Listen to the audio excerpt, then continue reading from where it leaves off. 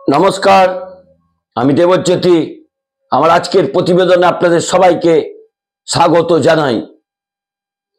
কুজোরও চিত হয়ে সবার ইচ্ছে হয়, অসম্ভবকে সম্ভব করার ইচ্ছা সকলেরই হয়, কিন্তু অভয়ার বাবা মায়ের নাকি এই রকম ইচ্ছা হয়েছে। ভবানীপুর বিধানসভা কেন্দ্রে তৃণমূল নেত্রী মমতা বন্দ্যোপাধ্যায়ের বিরুদ্ধে লড়াই করে জয়লাভ করা। ইচ্ছা হতেই পারে, আমারও হতে ইচ্ছা হয় অনেক কিছুই, বাস্তবে নামমাত্র সমাধান হয়।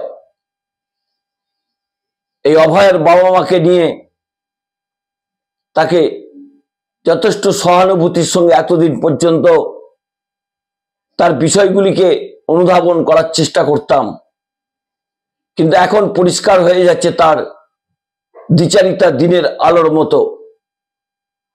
তার প্রতি এখনো সেই সহানুভূতি রয়েছে, কিন্তু যে কাজগুলো তিনি করছেন সেগুলো কি সত্যিই আজকের দিনে করা সত্যি সমুচীন? তিনি এখন বামপন্থী, অতি বামপন্থী জুনিয়র ডাক্তারদের সঙ্গ ত্যাগ করেছেন।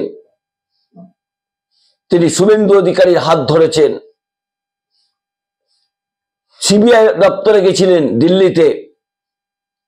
সিবিআই আধিকারিকদের কথায় নাকি খুব অখুশি হয়েছেন। অভয়ের পরিবারের পক্ষ থেকেই সাংবাদিক সম্মেলনে জানালেন একটি সংবাদ সংস্থাকে যে সিবিআই আধিকারিকদের সঙ্গে কথা বলে তারা অত্যন্ত অখুশি। সিবিআই এখন তাদেরই দোষী খুঁজে দিতে বলছে। সত্যি সেলুকাস, কি বিচিত্র এই দেশ! এই নামটা বোধহয় এই নির্যাতিতার বাবা মায়ের নামের সঙ্গে যোগ করে দিলে খুব একটা খারাপ হয় না। এতদিন পর্যন্ত ছিলেন বামপন্থী, অতি বামপন্থী জুনিয়র ডাক্তারদের সঙ্গে এবং সিপিএম নেতাদের সঙ্গে, কিন্তু হঠাৎ করে তিনি পট পরিবর্তন করে চলে গেলেন শুভেন্দু অধিকারীর কাছে। শুভেন্দু অধিকারীর হাত ধরলেন আর সিবিআইয়ের বিরুদ্ধেই কথা বলছেন। শুভেন্দু অধিকারীর রাজনৈতিক পিতার নেতৃত্বেই তো এই সিবিআই চলে। একদিকে সিবিআইয়ের সঙ্গে কুস্তি করছেন, আর অন্যদিকে শুভেন্দু অধিকারীর সঙ্গে দোস্তি করছেন, নবান্ন অভিযানে ছক করছেন। খুব ভালো, আন্দোলন আপনি করতেই পারেন। আপনি যদি কোনো রাজনৈতিক দলের প্রত্যক্ষ ঝান্ডা ধরেন তাতেও কোনো আপত্তি নেই, কিন্তু সেই কাজ আপনি কেন গোপনে করছেন সেই প্রশ্নই উঠছে। ভারতীয় জনতা পার্টি নাকি ঠিক করে রেখেছেন এই অভয়ার বাবা মায়ের মধ্যে একজনকে ভবানীপুর বিধানসভা কেন্দ্রের তৃণমূল কংগ্রেস নেত্রী তথা রাজ্যের মুখ্যমন্ত্রী মমতা বন্দ্যোপাধ্যায়ের বিরুদ্ধে লড়াবেন।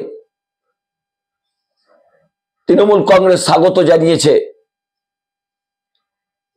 সত্যি অভয়ার বাবা মা ইতিহাসের পাতাটা একটু ভালো করে পড়ে নেওয়া উচিত। গত 1 বছর ধরে কি অভিজ্ঞতার সাক্ষী তিনি হলেন, তার প্রতি পূর্ণ সহানুভূতি রয়েছে, কিন্তু তার কাজকর্মকে কোনো মতেই মেনে নেওয়া সম্ভব নয়। যে জুনিয়র ডাক্তাররা তার কন্যার মৃত্যুর পর এত বড় একটি আন্দোলন করলেন, যদিও সেই আন্দোলন প্রথম দিকে একটা আদর্শ লড়াই ছিল, গোটা বাংলা যে কিভাবে একত্রিত হতে পারে একটি মেয়ের মৃত্যুতে, পশ্চিমবঙ্গ বলেই সম্ভব। সে বাংলা কিন্তু গোটা ভারতবর্ষের মানুষ, বিশ্বের মানুষ দেখেছেন। সেই 9 তারিখ রাত জাগার ঘটনাও কিন্তু গোটা ভারতবর্ষ প্রত্যক্ষ করেছে, বাংলাও প্রত্যক্ষ করেছে। আবেগ কোন জায়গায় পৌঁছাতে পারে, সেই আবেগকে নিয়ে কি ছেলে খেলা করছে নির্যাতিতার বাবা মা, এই প্রশ্ন কেউ কেউ তুলছেন। নমস্কার, আমি দেবজ্যোতি। আপনাদের কাছে একটাই অনুরোধ, আপনারা চ্যানেলটি সাবস্ক্রাইব করুন। আপনাদের কাছে কৃতজ্ঞ থাকব। যেটা দিয়ে কথা বলছিলাম, এই অভয়ার বাবা মা বামপন্থী, অতি বামপন্থী জুনিয়র ডাক্তারদের সঙ্গে আন্দোলন করেছেন। আদর্শ আন্দোলনে যখন রাজনৈতিক অনুপ্রবেশ ঘটল, তখন এই অভয়ার মৃতদেহকে নিয়ে প্রচুর রাজনৈতিক দল রাজনীতি করার চেষ্টা করেছেন। ভারতীয় জনতা পার্টির নেতা শুভেন্দু অধিকারী বহুদিন ধরে এই আন্দোলনকে তাদের পক্ষে আনার চেষ্টা করছিলেন। অবশেষে 1 বছর পর তিনি সফল হলেন। আগামীকাল 9ই আগস্ট তারা নাকি একসাথে নবান্ন যাবার পরিকল্পনা করেছেন, কিন্তু কলকাতা হাইকোর্টের যে নির্দেশ, সেটা মানতে গেলে এই নবান্ন অভিযান কেমন ভাবে হবে তা নিয়ে যথেষ্ট প্রশ্ন উঠছে। কিন্তু যারা এই আন্দোলনকে এতদিন ধরে সংগঠিত করলেন, তাদের কি এমন খামতি তারা দেখলেন যে তাদের সঙ্গ ত্যাগ করে একেবারে বিরোধী দলনেতা ভারতীয় জনতা পার্টির নেতার হাত ধরলেন, দিল্লিতে সিবিআইয়ের বিরুদ্ধে বিস্ফোরক মন্তব্য করলেন। সিবিআইয়ের কাজকর্ম নিয়ে একাধিকবার আপনি প্রশ্ন তুলেছেন, সিবিআইয়ের কর্মযোগ্যতা নিয়েও আপনারা প্রশ্ন তুলেছেন, কিন্তু কার সঙ্গে আপনারা হাত মেলাচ্ছেন সেটাও আপনাদের ভাবতে হবে।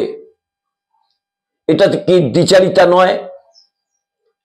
বিচারের ভাই আমার দর্শক বন্ধুদের, আপনারা এই পর্ব দেখে যদি কোনো কমেন্ট করার থাকে নিশ্চয়ই করবেন, কিন্তু বলতে বাধ্য হচ্ছি, এই অভয়ার বাবা মায়ের প্রতি পূর্ণ সহানুভূতি রেখেই আপনি কি করছেন, আপনি ভবিষ্যতের ইতিহাসটাও নিশ্চয়ই আপনি উপলব্ধি করবেন। গত 1 বছর, অর্থাৎ অতীত 1 বছরের আপনার কন্যাকে নিয়ে যে আন্দোলন হয়েছে, সেখানে বেশ কিছু মানুষ আর্থিকভাবে সমৃদ্ধ হয়েছে, তাদের সঙ্গেও লড়াই করেছেন, তাদের সঙ্গে থেকেও আন্দোলন করেছেন। গোটা বাংলা দেখেছিল এক আদর্শ লড়াই। সেই লড়াইকে নিজে হাতেই কি আপনি শেষ করলেন?